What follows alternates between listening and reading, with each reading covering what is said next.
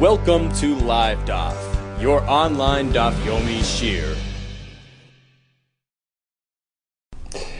Shalom Aleichem and welcome back to today's DAF Hayemi. We're holding at Bava Kamma Samach Aleph at the Mishnah, which is around 15 lines off the top of the Yomit.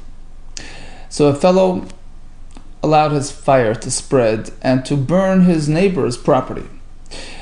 He's responsible, he's liable for any damages, but, says the Mishnah, Avra Goder Shu Gavoya Dalad Amos.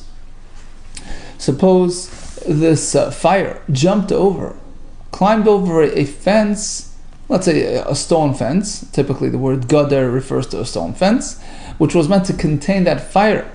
But in this case, something unusual happened, and the fire hopped over the fence, which was 4 amas high. Avra Goder Shugavoya Dalad Amos. Oye Derech Harabim, or crossed over a street. A Derech Harabim, a Rishis Harabim, is typically 16 amos wide, around 32 feet wide. So crossed over this big street, Oye Nahar, over a river. He didn't have to expect this. This is totally unusual, unexpected, and therefore he is exempt from any liabilities. Says the Mishnah, he's potter.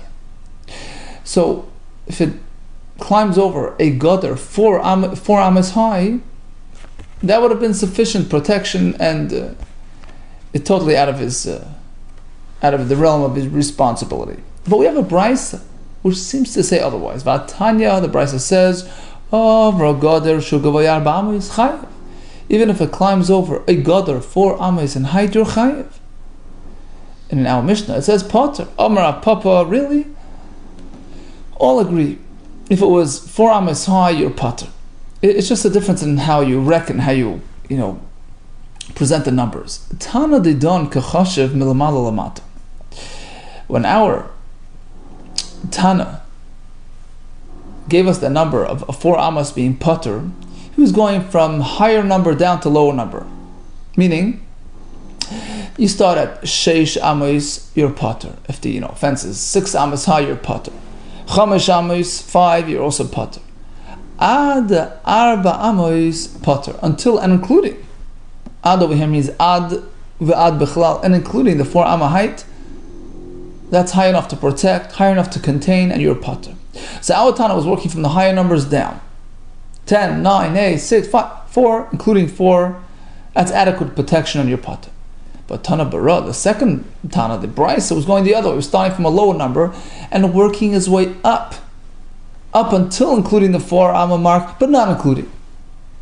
Milamala lamata. Milamata lamala, from down upwards, kachashiv. So basically, shtei amos, you're chayiv. Sholosh amos, you're chayiv. Right? It's merely 2 or 3 amos high, you're chayiv. Because that's not adequate protection. Ad arba amos chayev, until and not including, right? So excluding the actual 4 amma mark, anything up until not including the 4 amma mark is not adequate protection, and you're chayev.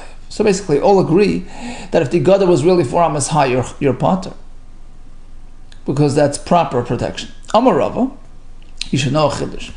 Dalad amos amar the potter. When we say 4 amas is potter, I feel besadi kaitzim. Even if the fire jumped over to a thorn field, which is very flammable, still, this proper protection should be enough. Sure, but the gutter, the fence, has to be 4 amas higher than the actual thorns themselves. Meaning, if the thorns are 2 amas high and the fence is only 4 amas from the floor up, it's not enough. You need 4 amas above and beyond the kaitzim. Amarav, when do we say you're potter? Lachas, when the fire is working its way, vertically, upwards. But let's say there's a wind and the fire is sort of leaning over to the sides.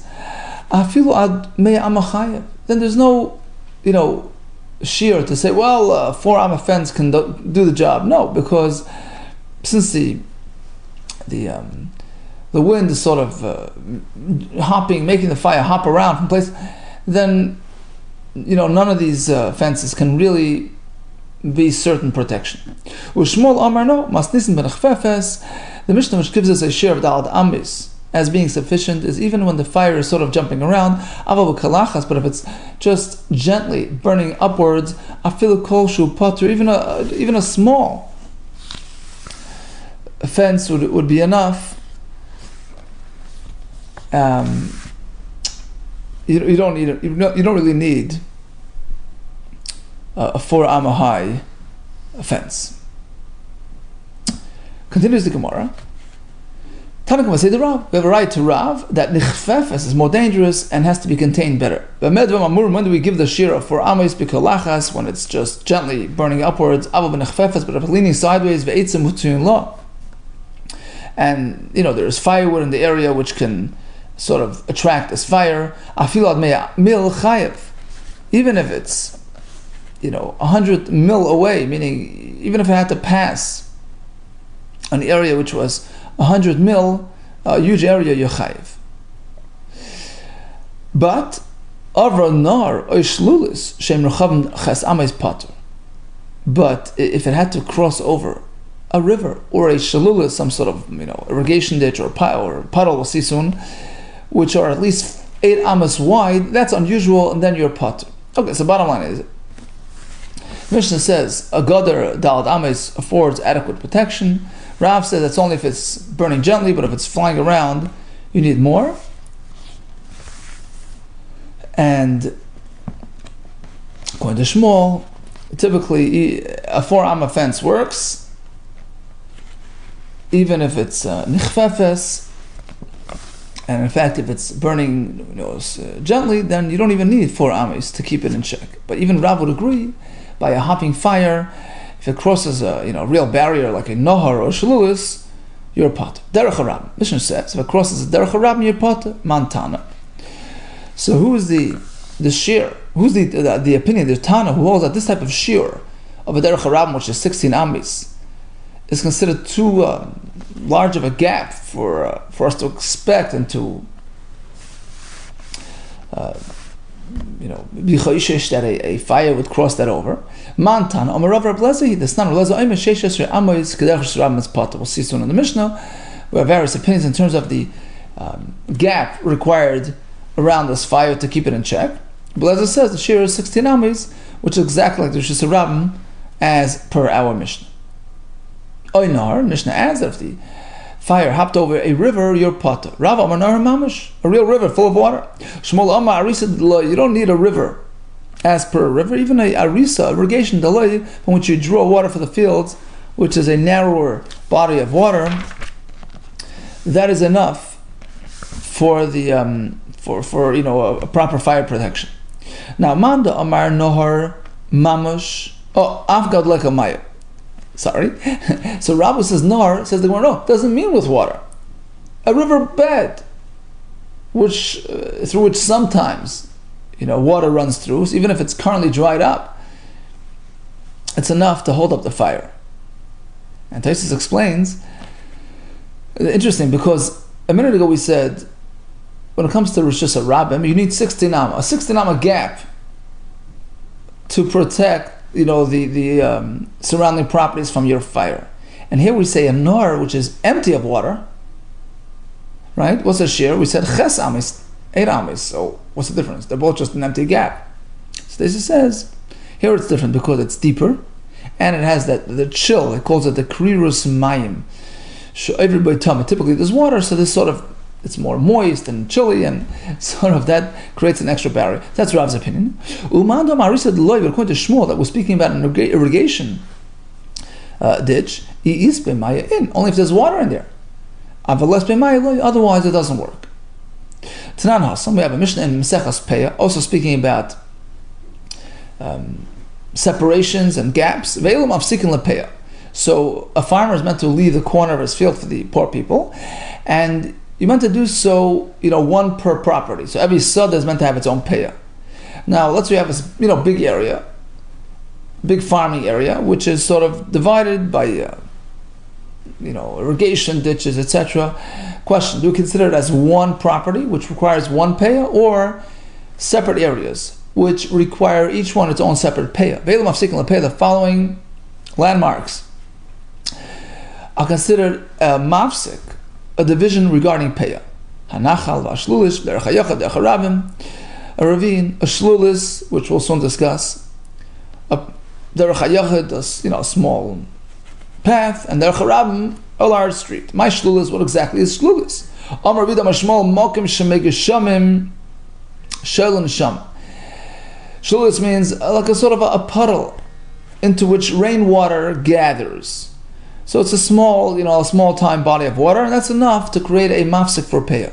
Rav Bevi and Rabbi Yehuda Amasamayim. No, it's not enough. You need to have an amasamayim, which is a real, irrigation ditch, which was 6 tefach wide, 6 tefach deep. And why is it called shalulis? So if it's a rain puddle, we know it's called shalulis because the rain is sort of shalul, Rashi says it gathers, which is a lashon of shalol shal beitzim, Rashi says.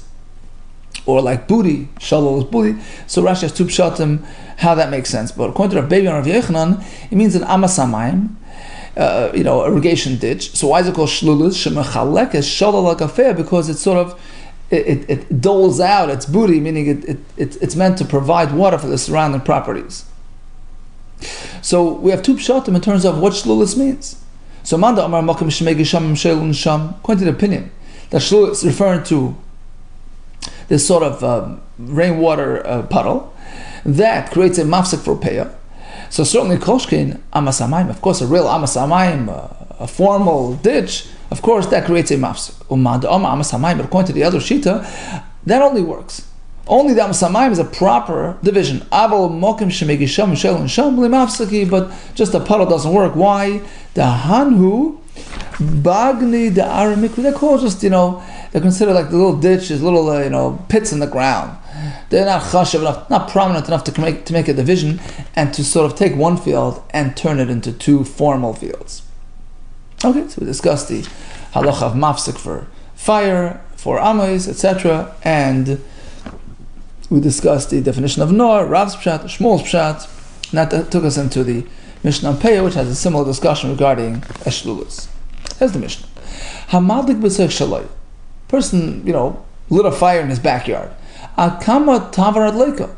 Then it goes and spreads out and burns down the city. How far did it have to travel for you to be responsible? So let's say I have this big, huge farm, and I have fire right in the middle of the farm. How much of a gap, how much empty space must there be on all sides to be considered a reasonable, implementation of protection? Ad kama tavarad, how far does it have to travel for me to be responsible?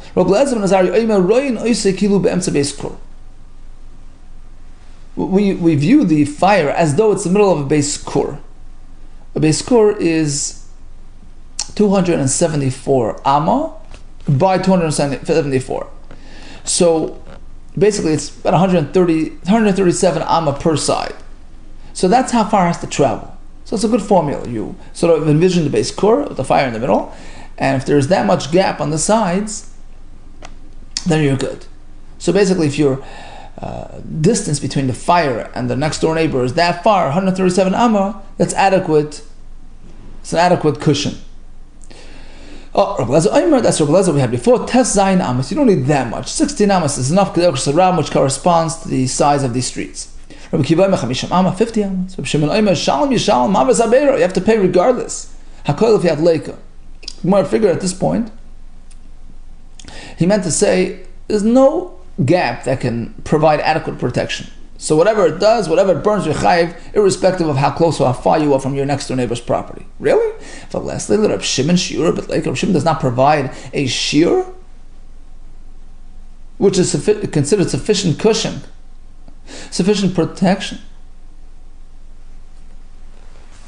to exempt you. But now we have a Mishnah Bava Basra regarding a similar concept of creating a gap, a distance to protect. So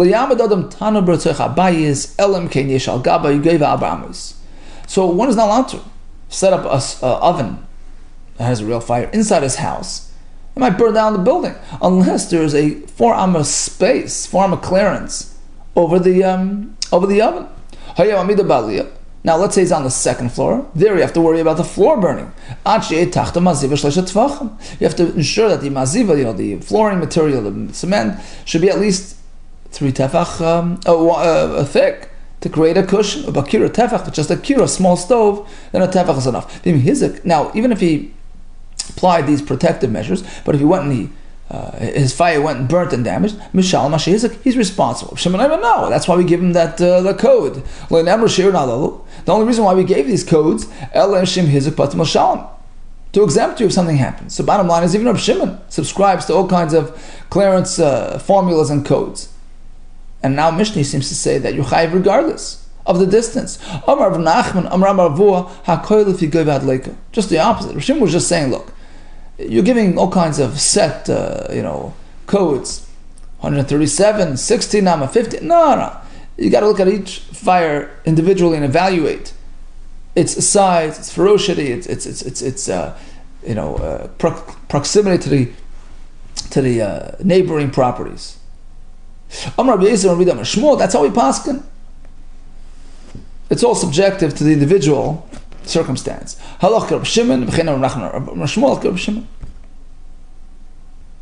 Okay, so what's considered a safe distance, a safe gap? We have a shita which says 137 amma, 16 amma, 50 amma, going to Reb Shimon. It's as per situation. Says the Mishnah. So this fellow burnt down his neighbor's grain pile, and inside the grain there was some kalim, some equipment hiding, and they all burnt down. Are you responsible? This is called taman, right? Something hidden. Rabbi Yehuda, you pay. You pay for everything, even for the invisible contents. You don't pay for the content. You pay for what you see, if it's the wheat or the barley, whatever it is that was visible. Because we have a pasuk, we had this the other day, a pasuk which exempts taman beish. Says the Mishnah. So let's say he caused the grain pile to burn down. Now there was a goat tied up to the grain, to the area. You couldn't run away, and it got burnt with the grain. Or there was a slave, an Evet Kanani, next to it. He could have run away, and he got burnt together with the chayav. You have to pay. You have to pay for the goat. But Evet kafasloy. But let's say the Evet was forced. He was tied up. He was constrained. He was restrained. He couldn't get out of there. So when you're responsible for this fire which killed the Evet, you're really liable to capital punishment, because if you did it, b'mezid, you're chayv misa for killing an Evet, and if it was b'shoigig, then theoretically this act could have brought misa. So in this case, we say there's no financial liabilities at all, so you don't pay. Evet kafas lo yugdisa machloy. Even if the goat was next to it and could have run, v'nisri my potter, it got burnt your potter, because there's no financial liabilities when there is a chiyav misa. And the two pshatim and Rashi, one pshat is that you're potter for the gdi only because he was just nearby, he was standing, he could have run away. It's not your issue that he got burnt. And so that would be the reason why he's potter in this case. But regardless, Rashi in the first pshat says, well, even if the gdi was forced to be, he was tied up, he would still be potter, because, as we explained, there's no chiyav misa in this case, because there's no chiyav mammon, there's no financial liabilities in the context of a mass, of an act that can theoretically generate chiyav misa on account of the death of this person. Now, although we had Chachamim disagreeing with Rabbi Yehuda, they hold that you're not chayiv for burning tamun, something which was concealed. U'moidim Chachamim. However, even the Chachamim agreed to Rabbi Yehuda. In this case, when a person burnt down his neighbor's large mansion, you pay for everything, even its content. It's very normal to have things in your house, so you pay for all the fellow's belongings. Okay? The Gemara will elaborate and explain further. This whole dispute between Rabbi Yehuda, who says you pay for taman, and Chacham say you don't, that's only when the fire was lit in your backyard, and then spread and burnt down his friend's property as well. So that's your classic case of Eish, right? Of the mazik of Eish, which the Torah speaks about, right? It says, the fire will go and spread. It's not like you went and deliberately burnt down the other person's property. So you lit it by your place and it went and spread. So here we have the machlokes regarding Taman. Rabbi Yehuda Machayev, and this Taman Beish, going to Rabbi Yehuda, you're chayev for Taman. For Rabbanan Patri, we're going to say you're patur based on a drush. But let's say a person deliberately burns down his friend's property. That's a pshia, it's a mazik b'yoda. That's not what the Torah is discussing. In this case, all agree you pay for everything from top to bottom. Divrei HaKol, all agree mishalan kol masha b'soich, you pay for everything. Amalei Rabbi asked Rav Kahana. Take a look at the Mishnah. If that's true, that deliberate incineration generates full liability, take a look at the next part of the Mishnah, which is trying to present a case where even the Chacham agree you pay fully. So why does the Mishnah have to sort of shift Moedim Chachamim Rabbi Yehuda b'Madag Sabira, that if the fire burned down the mansion, not a grain pile but a mansion, Shemashal K'masha B'Soich, pay for everything, including contents, because a mansion is different. The home is meant to have belongings and possessions. Shekain derech b'nei adam, right? Laniach b'batam. Why do we have to sort of shift to a bira? Stick to the farm. Depends if the fire just spread on its own or it was a deliberate arson. Let's find a split, a division within the case that we discussed in the first part of the Mishnah. So if fire went out and burnt, the farm, machlokes, Rabbi Yehuda says you pay for Taman, Rabbanan say you don't. But when does this apply? When do Chachamim exempt you for Taman? When he lit the fire in his property, it went and spread into his friends. Because that's the classic case of Eish in the Torah, for which you're patur on Taman. But if he went and approached his friend's property and burnt down his friend's farm, you pay for everything. If it is true, in fact, that Chacham would agree in this case. Why didn't the Mishnah mention a simple case? Why do we have to sort of jump over to the case of the mansion? Stick to the farm. Elam Rava says, Rava, I'll tell you the pshat. B'tarti pliki. He disagrees with Rav Kahana. He says like this. There is a double machlekes, two separate discussions. Number one, first of all, in the classic case of the Eish where the fire was lit here and spread into his friends. That's one machlekes. Rabbi Yehuda Machayev Ataman Beish. Rabbi Yehuda says you pay for concealed items. For Rabbanan Sabri, Loi Machayev, you don't pay. That's the first machlekes. And it's based on the psukim, on the drushes. Number two, then there's another question. In a case where a person actually takes a lighter and burns down his friend's property outright, there's another machlekes. See, that's not the case of the Torah. That's not the classic case of Kisei Se'ech. That's a real mazik, a direct mazik. But once again, we have a slight machlekes, not as extreme as the previous machlekes, but we do have somewhat of a disagreement as to how far, as to what extent he has to pay. You burnt the house, pay for everything. Even a wallet that was there. For Rabbanan Sabri, so let's say he went to let's skip the house. He went to his friend's farm, his friend's grain pile, his gadish, and he burnt it down outright. Okay, let's just stick to the farm. So Rabbi Yehuda says you pay for everything. That's a real mazik. That's a real direct mazik. You pay even for the wallet that the fellow was hiding inside his grain. Okay, Rabbanan Sabri, no. Rabbanan say let's be reasonable. Something which he should have anticipated. Fine, but otherwise, he didn't expect his friend to use his barley as a safe. Rabbanan Sabri, Kalim, Shadarkan Lahatman Begadish, equipment which is typically found inside the Gadish, could go in Marigan or clay bucker, all kinds of farm equipment. Marigan, Rashi says, is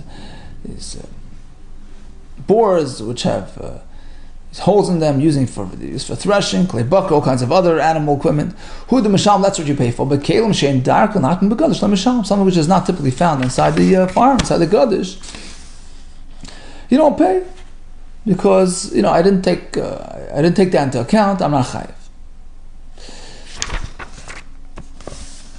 Okay? But of course, if it would be a bira, like the case of the Mishnah, where he actually went and burnt his friend's house down, all agree, even Chacham agree, that you pay in full for all contents and belongings because you meant to have all these things in the house and you expected it to be there.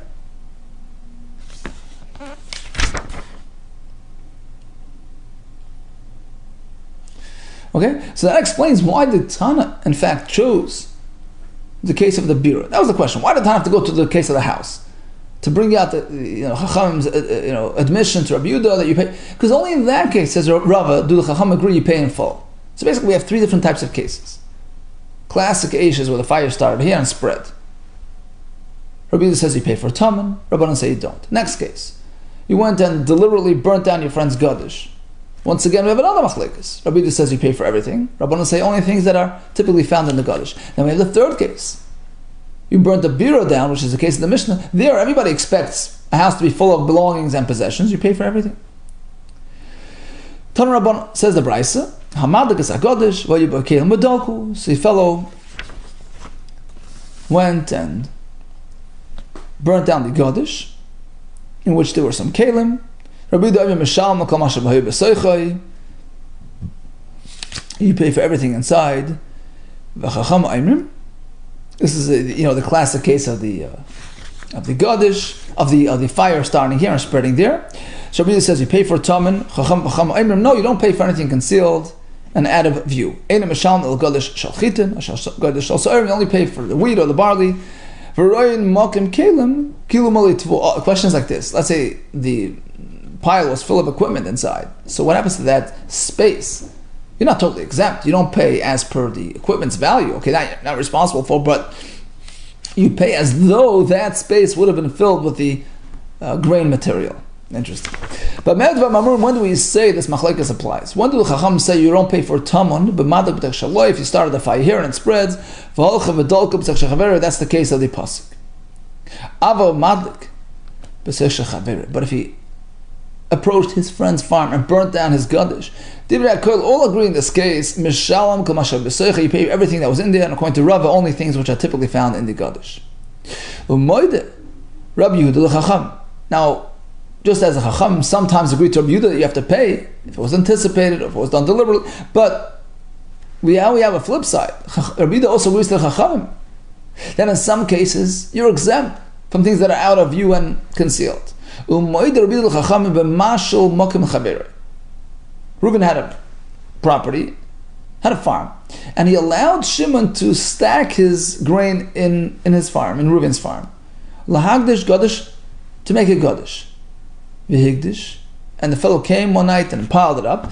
Vihitman, and he put some stuff inside. Unbeknownst to the property owner, he hid some equipment.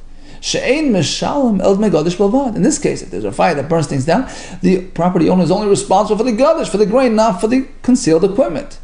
Because I didn't accept upon myself any responsibility for those unseen items. Now let's say lahagdish chitin, vigdish sa'ir. I permitted you to bring your store of chitin. You brought sa'ir. Sa'ir vigdish chitin. I asked you for sa'ir. You brought your chitin. Or chitin v'chipim b'sa'ir. Turns out that I gave you permission to bring your chitim, which are obviously more expensive than barley, and you covered them up with sa'irim to sort of secure them and keep them out of sight. So, in terms of what I saw, I only saw the sa'irim.